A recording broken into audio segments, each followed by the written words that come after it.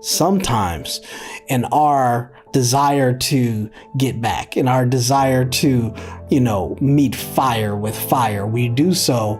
And the damage is not fully realized in the beginning, but later on, there's a whole ton of damage that ensues because now you've painted another picture. You've become another imprint on the mind of that individual that they carry with them probably for the rest of their lives, all because of our lack of self-control. And it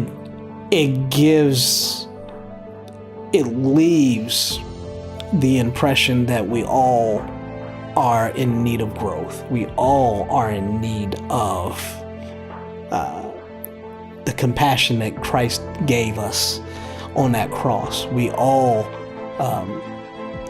need to extend it to others. And let's not take this to the extreme and say, so does that mean that I don't defend myself if my life is in danger? Most of the time we don't find ourselves in life-threatening situations, right? But some of us are magnet for life-threatening situations. And we have to ask ourselves why that is. We're magnets for a lot of things. But that all those things being said, having compassion and the need thereof to have it is more so for you than it is the individual. Because how else do we grow? How else do we get better? And how else do we get to a place where we can speak into the lives of those that we encounter for change?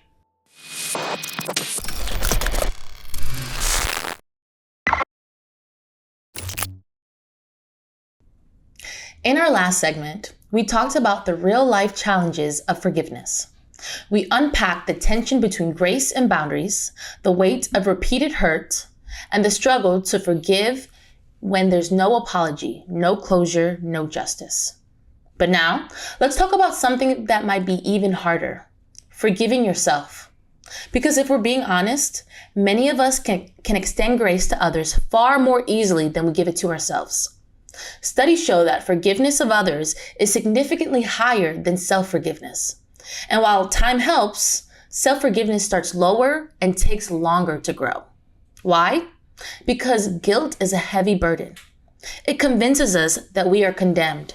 It keeps us stuck in cycles of shame, regret, and self-punishment. And sometimes we don't even apply to ourselves the same grace we freely give to others. But here's the truth. God never called us to live in guilt. He called us to live in grace. Studies even show that faith plays a crucial role in healing and releasing guilt. People with deep spiritual beliefs experience greater psychological adjustment and life satisfaction because they anchor their identity not in their past mistakes, but in God's grace. And forgiveness, it's not just for the soul, it's good for the body. Research proves that letting go of resentment lowers stress, reduces anxiety, and even improves heart health. So now we're asking the hard questions. How do you forgive and give grace to yourself? And why does that feel so much harder than forgiving someone else? I think this is an interesting topic because I don't think it's one many of us think about often. At least I don't. I know for one, I'm an overthinker and I'm extra hard on myself about this and that and this and that. And I can say, I think we've talked about it earlier, how I'm a people pleaser. And so before I think about myself, I often think about others. And I think I've never even thought about like how I forgive myself. I don't think I ever do, honestly. I just forget about it, sink it down, and that's it. The hardest part probably about forgiving yourself versus everyone else is that you know yourself better than you know them. And what do I mean by that? You don't know the full train of thought that a person goes through when they do what they do. You don't know how premeditated it was. You don't understand what their psyche was at the time, the thoughts that were running through their mind, the plotting, the planning, the build up to whatever it is that became the offense. But you know all of those things about you. in the midst of whatever it may be that you've done, right? That you have to forgive yourself. And having that insight, if you will, to yourself and knowing yourself is enough to beat yourself up. Knowing that you should do better, that you could do better, but that you still don't do necessarily what you should, right? And Paul in Romans, he laments this very same thing, and I think we've covered it at some point, which is when he talks about the fact that, the good that I would do, I do not because the flesh is ever present. I wish to do good, but the habits that have been built up, this flesh that we're, enslaved to, in many respects takes over, and we are conditioned to sin. We are conditioned to appeal to the desires that we have. We are conditioned to not show restraint, right? Unless somebody is actively training you up in that way to show restraint, to not act out, to have control over your emotions, to have control over your actions, to think before you speak, and to think before you speak, before you act, right? If there's not somebody who is holding you accountable to that, if there's not someone who is setting boundaries for you and grooming you to operate within those boundaries, then the likelihood that you're going to operate within those boundaries, the likelihood that you're going to exhibit the self-control, the likelihood that you're going to think before you speak, it diminishes significantly, right? Because we all, as human beings, have our natural tendencies that is not uncommon to man, right? And so we all have a natural inclination to do what is pleasing to self. And we have to fight against doing those things. And usually we're not even talking about premeditated things to forgive ourselves about, right? For those, there may be those who, are struggling in that area. Like, there's some things that were done premeditated and you're like, I got issues, that I need to work through. Because that wasn't, in many respects, a lot of times we have a hard time forgiving ourselves because we're so reactionary and we haven't programmed or been conditioned to have, predetermined responses to specific situations. And so when those situations take place and we react, our natural reaction is not maybe necessarily what we desire. And the thought that leaves an imprint on our mind, and we think back on those things and we wish we could do better. But in many respects, we don't necessarily have the tools, if you will, to do better than what we did, because that is the programming that we've had. And so until we get reprogrammed, until we get conditioned to think differently, to do differently, we will more than likely continue on, the same pattern of behavior that we have.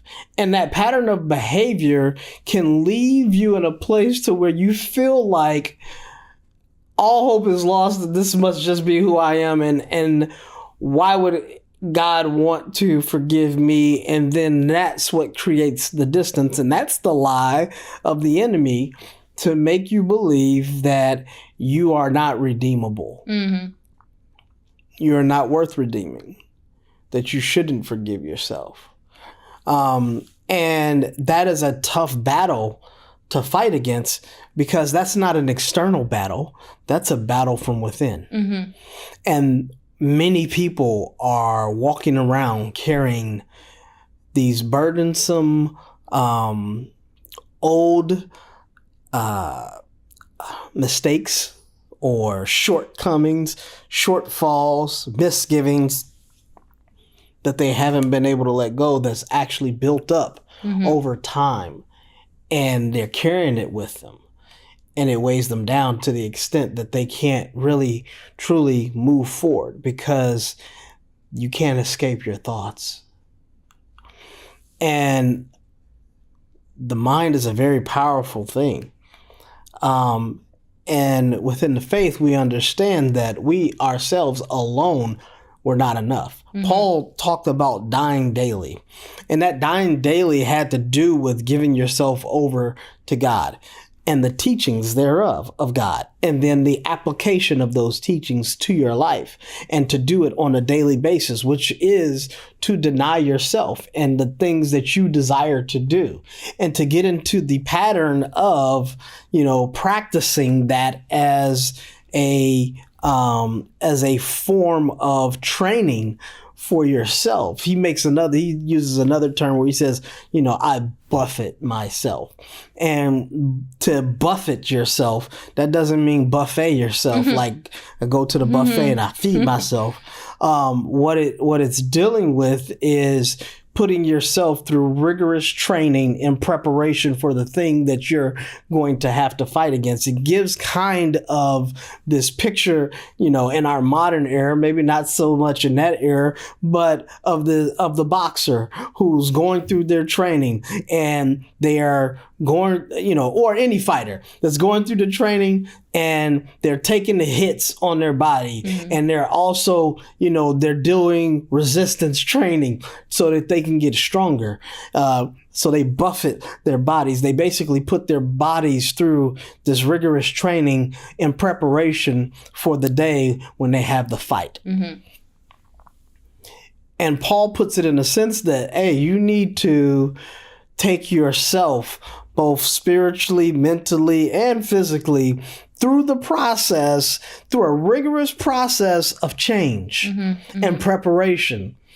Because the enemy, his intention is to get in there, get inside your head, to make you doubt yourself, to make you doubt your ability, to make you doubt the gifting that is in you, to make you doubt your purpose, and in doing so, rob you of whatever perspective, potential, future you could have had. Yeah.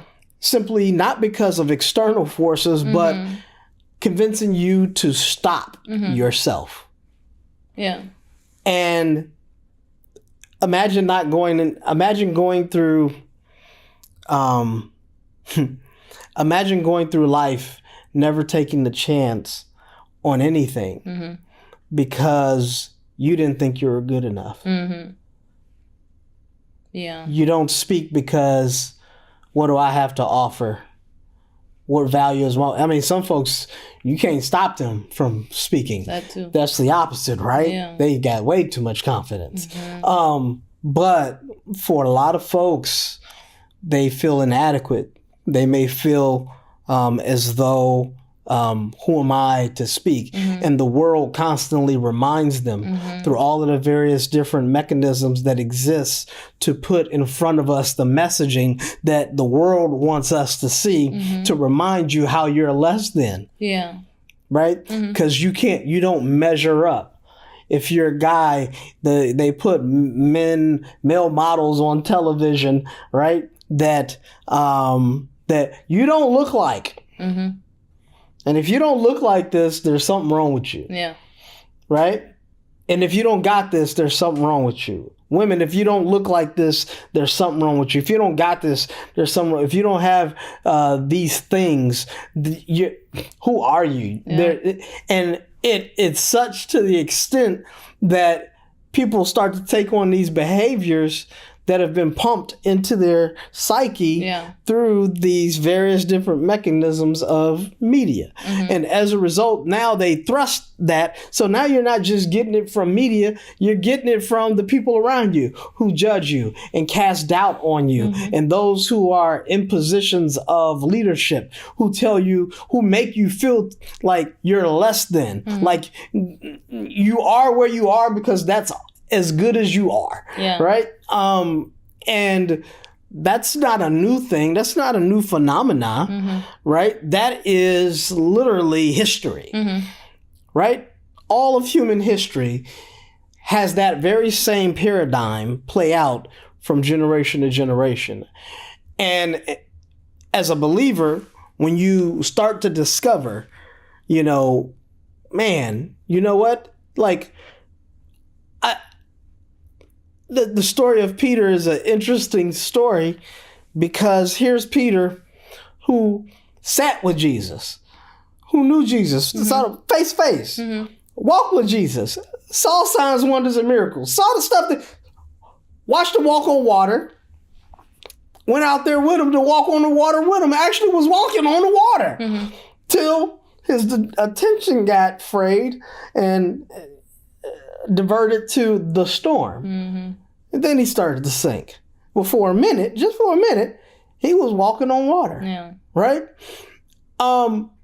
And it's when you're into faith and you find out that what you see on these mediums are not actually reality, that they're further from reality, even, with all of the influencers and stuff of that nature that exist in media that put up these facades and, make it seem as though I got it going on like this. Like, and then, you don't get to really see the behind the scenes. You don't get to see the chaos that people are living through because they're putting on the show. So because folks are putting on the show, you really don't know where truth is. And when you come into the kingdom, you start to find out about everybody got mess. Everybody has mess. Your instructors in college, they got mess. I don't care how affluent you may think they are. Everybody has, I have mess. And if we don't come to that conclusion, how do we overcome? If you don't come to the realization everybody got mess, okay, now what I'm going to do about my mess, right? What I'm going to do to fix it? Well, you know what? You can't even begin to fix your mess if you're not willing to forgive yourself. Be accountable to you, right? You know what? Yes, I got mess. I got stuff I need to fix.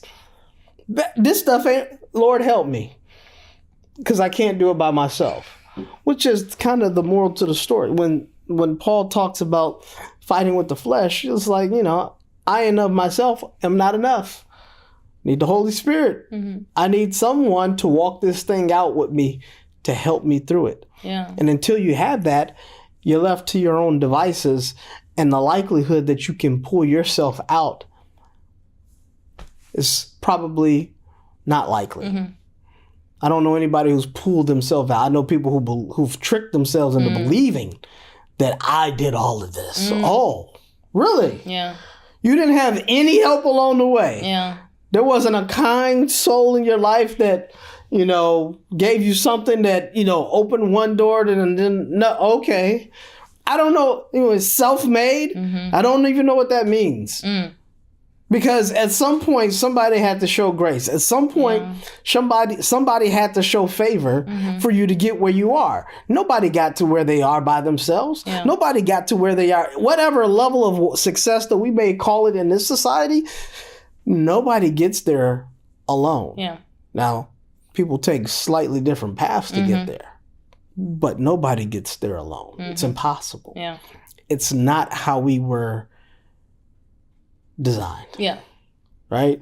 So, I think it's natural for us to beat ourselves up because we got the world that tells us to beat ourselves up. Oh, and they do it in all of these very subconscious ways. And the things that we expose ourselves to, that we feed ourselves on a regular basis, almost tells us how we should behave because of where we are.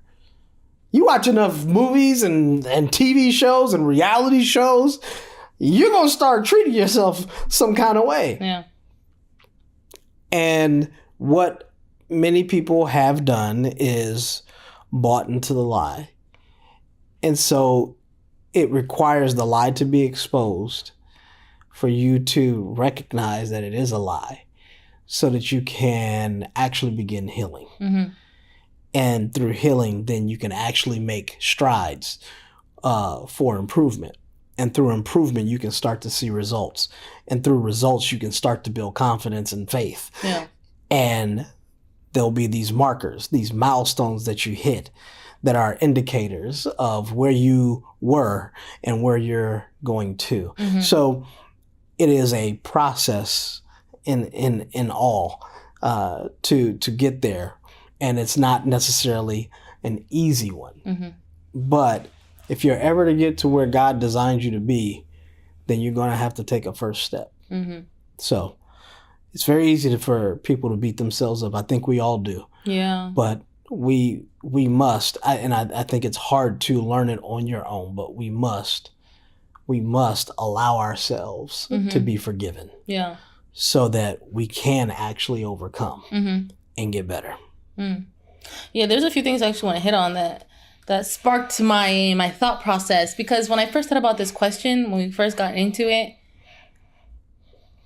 and how you need to forgive yourself, about you were talking about premeditated things mm-hmm. and like, you know, all that kind of stuff. And I was like, and I was thinking of it in terms of like someone who has some kind of bad intentions towards someone else, mm-hmm. and they react a certain way and they have to take a step back and look into themselves. And we've all been there. Mm-hmm. And then I was thinking about another way of it that I more so think about for myself when it comes to forgiving things. I'm like, oh no, that probably doesn't apply. But it does, because you hit on it. Mm-hmm. And how you may not think you're smart enough in certain rooms to mm-hmm. speak up. And I go through that a lot, actually. Mm-hmm. And like sometimes, like, it used to happen to me in college even, like, the professor asks us a question, or even in high school, and I'm like, oh, I don't know, I don't want to be wrong, so I'm not gonna raise my hand. That's it. And then somebody else says the answer, I'm like, that's it. I just thought about that. Yeah, that's it. And I'm gonna say, like, I had it first, like. But you know where that comes from? That comes from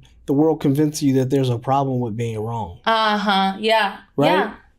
And why is that? Because mm-hmm. now, look, man, so let's get into the nuances of that. How does that happen? Is it blatantly don't say anything and then mess around and be wrong? No. Oh, no, it's subtle. It's through human behavior. Because what naturally happens if you give a wrong answer? What is the peer pressure? What is the thing that has conditioned us to not speak to the extent that we recognize being wrong is not a popular thing? Mm-hmm.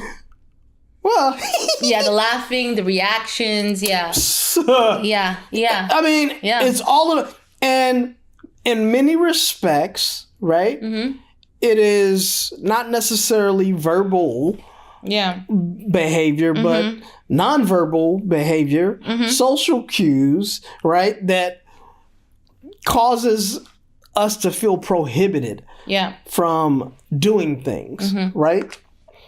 And so, what you said is accurate, and it may not necessarily come from your peers. Mm-hmm. Sometimes even your professors, mm-hmm. okay, with their snarky little comments that can say things, but you're young. You're not supposed to have it all figured out. Mm-hmm. And guess what? I have this thing, and this is even in a professional world, because I'm very big about everybody learning. Mm-hmm. As a matter of fact, the only thing that annoys me when it comes to the industry and the field that I'm in mm-hmm. is people who think they have it all figured out and there's nothing to learn. Yeah. They don't want to learn. That probably annoys me more than anything.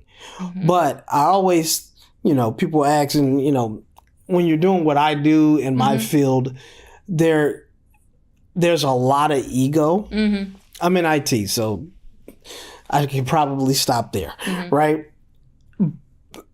And what it does is it has the same effects, right? People don't want to be perceived as wrong, so they never ask and they never learn. Yeah. So you almost have to create a culture around you. And that's something to get into at some point down the road, but to talk about how to create a culture around you. Not necessarily, so people always are looking to find a place where there's a good culture. Sometimes you have to be the culture in yourself. And believe it or not, you can be enough culture to change the culture around you. Yeah. But that being said, folks will approach and they will do it in a timid fashion, right? Because I don't want to say something stupid, or they'll raise a question. And if you don't create an environment where it is okay to not be accurate in what you say, right? Like, I'm not going to ridicule you for being inaccurate. What I will get on you about is being arrogant and then being inaccurate, right? Yeah. Like, if you go be arrogant and conceited and all that other stuff, or you go present, this pompous attitude like you got it all figured out, then you better be right. Because the minute you're not, then we might have some adverse reactions to that. But in general, there's no bad questions. Only bad answers. Yeah. Right? So if you come ask me a question, there's not a dumb, folks say this may be a dumb question. Like, no, no, because when I hear that, I'm coming with a level of humility and I'm ready to learn. That's what I hear. And if that's how you're approaching it, then well, by all means, because I don't have all the answers. Yeah. And I make that clear. I don't know everything. How could I? I'm not that old. And even if I was that old, you know how much there is to know? So I don't know. I don't have all the answers. I don't have all the answers in my field. Yeah. And so when folks approach in that manner, it's like, oh, okay. Yeah. No, the only thing that could be dumb is how I respond to you. Right? And when you get people who are supposed to be in leadership, and they, too, add to the problem by denigrating you to some extent, right? Because maybe you offered up not the best answer or even remotely close to the right answer. It does something to people that causes them to not want to speak. Right? Because you are actually making a valiant effort at trying to figure it out. And you summoned up all of the courage inside of yourself to speak and to take the chance at being wrong. What if we were all allowed to just be wrong so that we can be taught to be right? Imagine how much faster we would excel in life if it was okay to, I don't want to say miss the mark, but it was okay to have unsuccessful attempts. Right? Yeah. Oh, don't worry. Keep trying. Keep going. Keep going. Right? Because what we know in many respects is that if you keep trying, you keep working at it, eventually you'll get there. It just reminds me of like when I'm doing a show and we're learning music, our music director will probably, most of them, a lot of them will say like, be loud and wrong. Like when you're going to sight read, because I'm not a very good sight reader when it comes to reading music, but I'm good with hear it. Like if I just hear it a few times, I can hit those notes. I can do it. But when it comes to sight reading on the first day, everybody's nervous because you got the music, you got the confident ones that are like, well, I know this music or I know how to sight read, and I got the other ones that are like, ugh. And so, but a lot of the time, like, especially when they're splitting into the soprano, mezzo, altos, like they'll go by group, and sometimes it'll just be two of us, and you're like, it's whispering. Yeah, because you're gonna. Like, they said be loud and wrong, dude, but you're in front of everybody. You won't be able to hide now. It's hard. Just do it. Yeah. Yeah, but it's just like, okay, exactly. You know what a good, now I've been conditioned to not fail, but to endure failure. Touch on that later.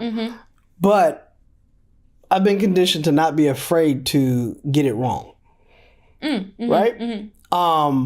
And some of the fastest ways to do that is to do some stuff. Like at the core of what you're saying is I don't want to be embarrassed. Yeah. Which is another mechanism, right? There's the being wrong, which is embarrassment, fear, the fear of embarrassment, right? And just go embarrass yourself. Yeah. Just like go be wrong. Yeah. Just go do that. Like, cause you don't gotta be perfect, right? Go say can't give certain things away, but let's just say there's a show that has a character, and this character is commonly misquoting who people are in movies and in songs, you know, and then now in that particular case, they don't know that they're wrong. They say it with so much confidence, like that is such and such and such and such, and they're just like, yeah, that's not who it is. You almost gotta get used to, or in order to be okay with being wrong, just go be wrong. Yeah. And then just deal with it. Yeah. Like, if you do it on purpose a few times, guess what you find out? Oh, I mean, sure, there's gonna be those that, but you know, guess what? I didn't get shot. Yeah. I'm not bleeding. Okay, I can still. I got all my faculties. Yeah. It's kind of working. I'm okay. Yeah. Guess what? I can live through being wrong. So let me go figure that stuff out. Now, there's some things that you probably don't want to be wrong about, right? Yeah. You know, there's just some things that we'd rather you not have to learn a hard lesson. Yeah. But that's getting down a whole nother path that I don't want to go into just yet. We'll save that for another time. Yeah. But guess what? It's okay to not have it all figured out. That's how you actually figure it out. Yeah. So. Yeah, while we were having this conversation right now, I was thinking about like where mine started, where I'd be like, I don't want to do this. I don't want to raise my hand anymore. I think for me, it definitely started probably, I love my teachers. But it started definitely in like elementary school when you're like, oh yeah, you raise your hand, something as light as, you raise your hand, something as like small as, not quite, or something else, something better. So started there, okay? Which is in school, okay, all right, whatever. But then when it happens around your peers who are like the same age as you, and like that's one thing that irks me. And I found that it irks me, and I think that's what the root of it is. That's why I'm scared. When I'm having a conversation and I put an input, they're like, well, not just that, also this. I'm like, I cannot stand. And then when your own family does it, I'm like, but that's one thing that really irks me. It makes you feel belittled. Yeah, and it's so. I understand what you're saying. You're not like subtle. Very subtle. But when people say, well, not only that, or like, yeah, but also, it's kind of like, yeah, that contribution was not actually worthwhile. Like it doesn't matter. It feels like a dig. Like because of this reason, usually, before I even speak, I really do think about my thoughts in depth before I speak out. Yeah. If I'm like, especially if it's somebody who I can't just speak out my mind, like family or close friends. If somebody like if we're in a conference room or like a friend I just met, I really think about my thoughts. And then if they do that, I'm like, that crushes my soul. I'm not going to say anything else now. Forget it. Yeah. So that's where I think mine comes from. And like everything that you're talking about, I mean, I know that has to resonate with someone. Oh yeah. Because I know far too many people experience those little digs. You know, and after over and over and over and over again, you're like, that's how I realized that builds up. Now you got to trigger. Like now you got to trigger. And then when it happens in like for regular people outside my close knit people, like. Right. I'm careful, like I won't usually speak up, but then I feel bad. This is the whole thing about like forgiving yourself, because I do feel bad, but like I'm more easily I'm not gonna say go off, but I'll snap a little bit more to like my family and close people, even though they don't deserve it. But sometimes it's just easier to do that with them because they'll always love me no matter what. But with other people, like, you know what I mean? Well, I mean, so okay, we're venturing into different territories here, right? Yeah, because. Listen to what you said. So there's certain people who you are familiar with that you are comfortable enough with to cross certain boundaries that you wouldn't cross in other professional settings. I hate to admit it. Because you have been conditioned to know that if you cross those boundaries in said settings, it may lead to, diminishing returns or bad outcomes or not necessarily the best reputation. Well, yes, a good reputation, or it may lead to a bad reputation. That's So among the African American population and culture, there is a perceived stigma, right? Where, especially within the professional community, where people of color don't want to be associated with being angry, right? Because for a very long time, there was a stigma that, most people of color, particularly African American, have anger issues, right?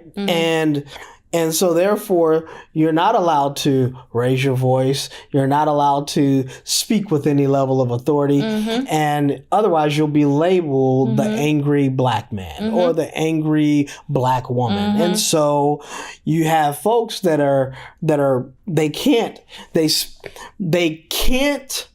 don't feel that they can express themselves in the same fashion that they see their counterparts express themselves without there being punitive damages. And as a result, the only place where they can express themselves is around the people that they know love them, that won't hold it against them and understand the plight that they, deal with day in and day out, and give them a pass when they do stuff, or don't even pay them any mind. Just kind of like they're tripping, right? Those type of things, those type of embedded, socially engineered behaviors have effects that if that's not something you've been subjected to, you can't even begin to understand what people are walking around with, right? And how your behavior influences or adds fuel to that fire, so to speak. And then there are those who are walking around who may find it unfair, right? Because if you are labeled angry, don't mess with them because they're always angry. And I've received that on so many occasions, unwarranted, no merit to the argument, right? But if my counterpart does it, they're just passionate, right? I'm in a professional setting. I am around all different types of people from all different types of backgrounds, different social economic statuses and things of that nature, different levels of affluence. And you can have people in corporate meetings pop off and say all kind of cuss words and everything. And nobody's looking to do a mutiny, right?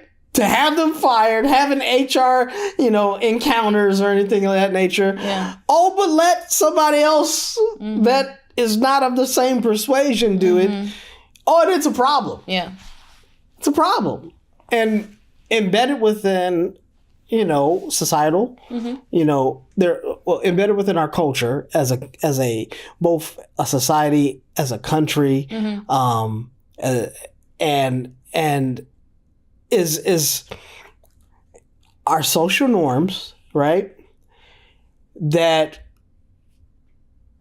people operate out of, sometimes unknowingly. So then if you do have a moment, right? In the midst of all of that, if you have a moment and you get labeled that, you're not beating up the people for the way that they think, the way that they've been conditioned to think. You're going to spend more time beating up yourself because you slipped up. Like, I knew better. I knew not to. Imagine walking around with that. It ain't even your fault. some folks take you there on purpose, right? Just to get a rise out of you. Just because subconsciously and sometimes at the forefront of their mind, they know they can sabotage your reputation if they can just get a rise out of you in public, and they'll poke and they'll prod until they can get it out of you. And when you're dealing with that, you may blame yourself for allowing others to get you there. Yeah. And because it may affect your economic status, because it may affect your social status, because it may affect, your geographical status.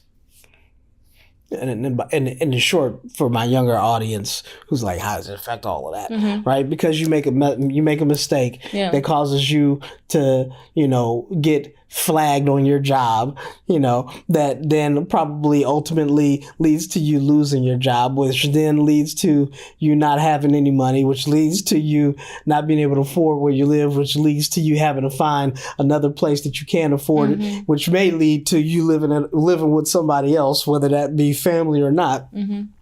And as a result, you feel like you get plunged all the way back down a few levels from where you were. Yeah. And having to fight your way to get back up. And in the midst of all of that, you blame yourself. Yeah.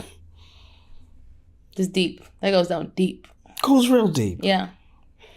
And these are the type of struggles that folks are facing on their own.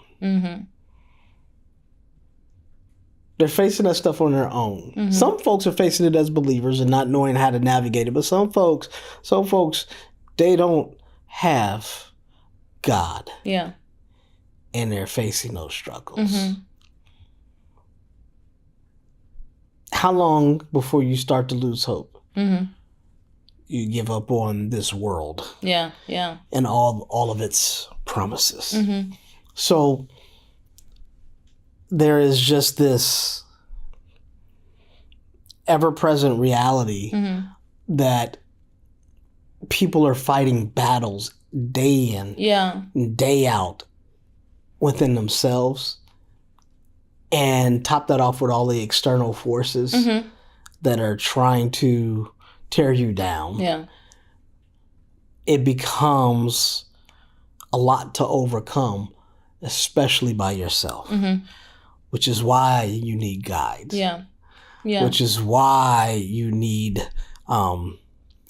mentors and people to pour into you to help you know, to reach back and help you know that you can overcome. Yeah. Because without those things, you may give up hope on what is possible. So.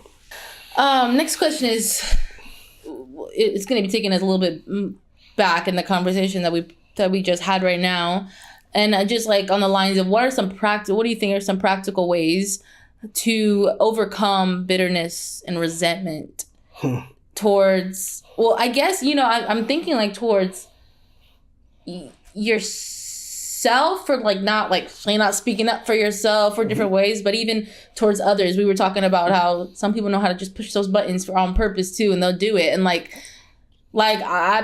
still trying to figure out, I'm already trying to figure out still how to speak up for myself, but how do I do it? Because I always say, I won't speak up because it won't come out right. Like, it doesn't come out right. It's going to come out a lot worse, and it's going to come out mean, even though I don't mean it that way, but that's what's going to come out. So I don't say anything, but then I regret not saying anything because I got taken advantage of. The whole thing of back and forth. So how do we overcome practical ways for doing that? Well, I'm gonna try to give a practical lesson in the midst of hearing that question. Okay. That may not be helpful at all to anybody who's listening to this, but I'm just gonna say what's on my mind. Now, I know you drive. Yeah. But let's start with walking. Okay, let's start with walking. Have you ever tripped over the curb? Yeah. You ever tripped and fell? Yeah. You ever bust your knee? I'm sure I have. Okay. Yeah. You ever go over a speed bump? You ever go over a speed bump too fast? Yep. You ever hit the curb Oh wow, you're just. Oh, no, I'm just messing. I'm being honest. I have. See how easy it Yeah. You ever cut somebody off? Yeah. Yeah, of course you have, right? You ever Yeah. cut somebody out while you're driving in the car? I know we shouldn't admit this stuff. Don't admit it. That being said, did you stop because of that? Just stop walking because you tripped over a curb. No. Did you stop driving because you hit a curb? No. Because you went over a speed bump too fast? Life is filled with curbs that jump out and bite your feet. Okay? Life is filled with speed bumps that you might go too fast over, but it doesn't mean you stop living life. As a matter of fact, if you take the attitude that you already follow in all of those things and apply that to your life, guess what? You'll be a whole lot further in life than you will if you treated those things the way you treat life sometimes. Could you imagine tripping over the curb and busting your knee and then yelling at the curb and sitting there, I can't stand you. I mean, what sense does that even make? Well, you got to treat people like speed bumps and curves. Some folks go do stuff to you. Guess what? What you should do is make a mental note. Okay, know where you're at. Okay. And, it's not to hold a grudge against them. Yeah. It's not to, hey, but they hurt you. Can we settle this? No, we can't settle this. Okay, we agree to disagree. I'm going to keep it moving. But what I'm not going to do is let you, this is a popular term, okay? I'm not going to let you live in my head rent free. Yeah. That's pointless. I'm not going to let you occupy time in my mind. For what? I'm not occupying time in your mind. You're not even thinking about me. Yeah. That seems kind of goofy. Easier said than done, Mr. Deshaun. I understand. It's an attitude adjustment. And guess what? To adjust your attitude, it's not going to happen overnight. The only way to do that is to put stuff inside of you that is different than what is already present. So that you can push out the minutia, right, that exists. And just like our system, we have a mouth and we have a tail. Well, guess what? If you want to get rid of the bad stuff, put some good stuff in and let it move those things out. Get some nourishment, right? My advice, right? Dig into the scriptures by all means, right? But some folks are like, oh, here we go again. Well, if that's too hard for you, go get a mentor. Now, that's why the whole premise behind the church was created, right? So that there would be leaders in place to be able to provide wisdom and guidance. And then there's all of these other leaders that get created, and deacons and deaconesses, right? And all of the different ministers who are the ministers of the faith. And yeah, guess what? You're going to run into some shady ones. You're going to run into some ones up to no good. You're gonna run into some ones that don't necessarily know what the heck they're talking about, and that's par for the course because you're gonna find that anywhere you go, right? You're gonna find people that are trying to be good, and occasionally they get in their own way. We can't necessarily throw it all away just because of the actions of a few. And certainly you're never going to grow if that's your mode of response or reaction to said things. So you got to start putting some good stuff and you got to start getting some guidance. Find it where you can go. Find it where you can. And as long as it's legitimate, then it'll be beneficial. And at the moment that it's not, then okay, maybe it's time to move on, right? But that being said, you have to press to get those things. And you have to be intentional about the change that you need to make. It's insane for people to think that the problem is always external. Most of the time, the problem is you. Most of the time. Right? James chapter 4 deals with this. It touches on this, where the wars come from. Come they not from thine own members. You have not because you ask not. You ask, but you ask amiss that you may consume it upon your own lust. You got all these issues going on in your life, not because of external forces, but because of you.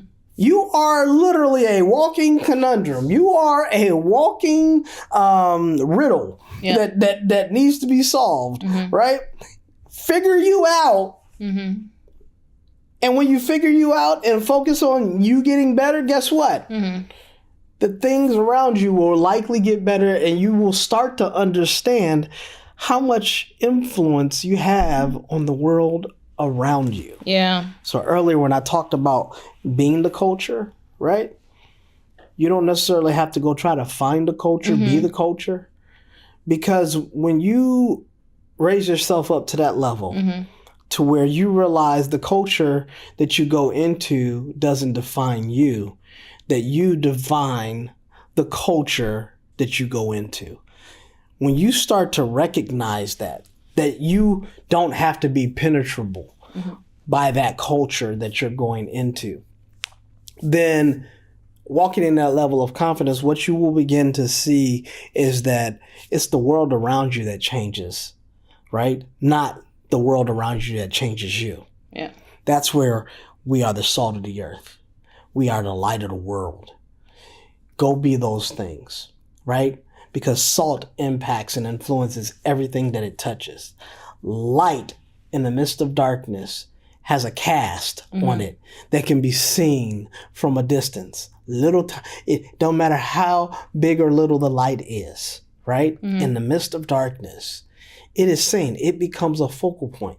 And guess what? When you're trying to be light, guess what? Yeah, all that is in darkness will look upon you. You will draw attention. You know, it's okay. Yeah. Now, walk that thing out. So, you know, as far as practical wisdom on how to overcome, you know, the bitterness and stuff, you know, stop. I mean, look, it's easier said than done is what I know a lot of folks are thinking. But you know what? Maybe the problem is that you like being evil. Okay, hold on. Maybe the problem is the reason why you can't stop cussing is because you actually like cussing. Maybe the reason is you can't stop, you know, backbiting and talking about folks is because, you know, you actually kind of enjoy it. You get something from it. You can't help you. I can't help myself. No, you can. You just don't want to. Yeah. Stop.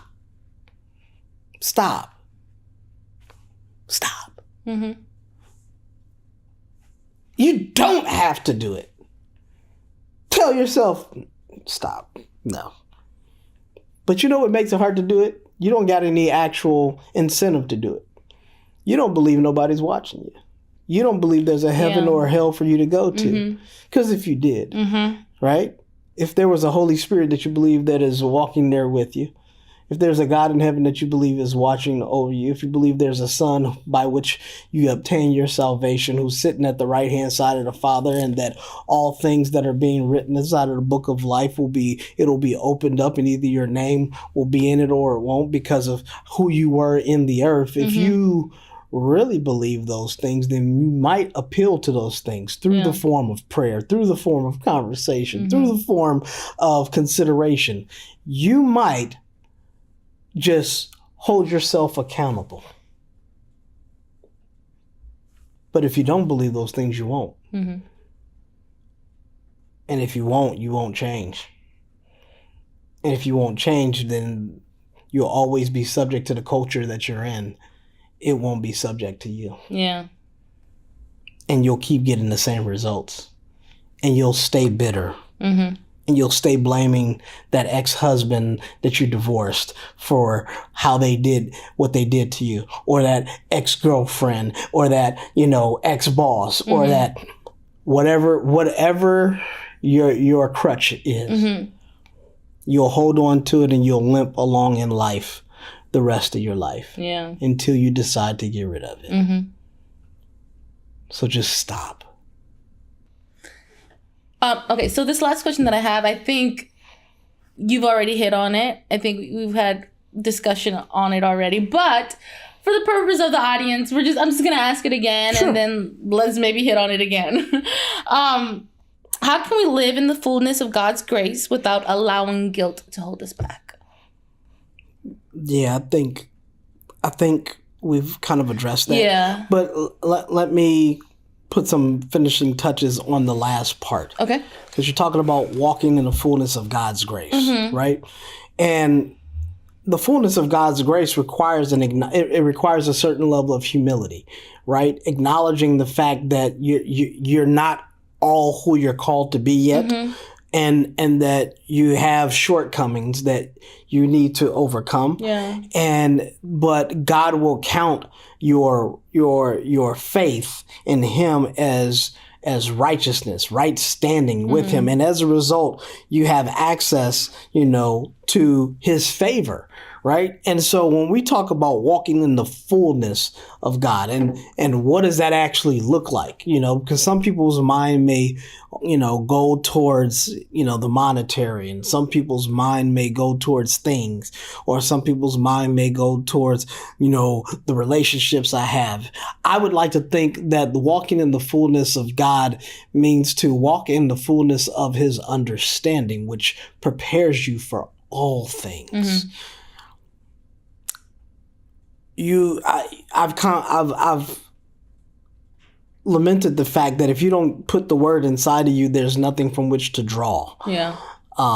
To draw from in order to speak to the various situations you encounter in life. And so it becomes very necessary for us to dive into his word, to expose ourselves to his word and his understanding and his knowledge and wisdom and his insight, and to apply it to our lives, because ultimately it's not just about us. It's also about all those who we will encounter and who we will be called upon to witness to. And so as a result, there is the need for us to buffet ourselves, for us to prepare ourselves for those many experiences, so that we're always ready to give an account, right? For the faith and the salvation and the belief that we say that we have. And so in that regard, walking in the fullness, you'll never get there, right? Because we all, as the Bible says, we have a measure of faith. We have a measure of the Spirit, right? And Jesus was someone who walked the earth, who was given the Spirit without measure, who had faith without measure. When we understand that we have a measure, we need to get all the measure we can get. And that is a process.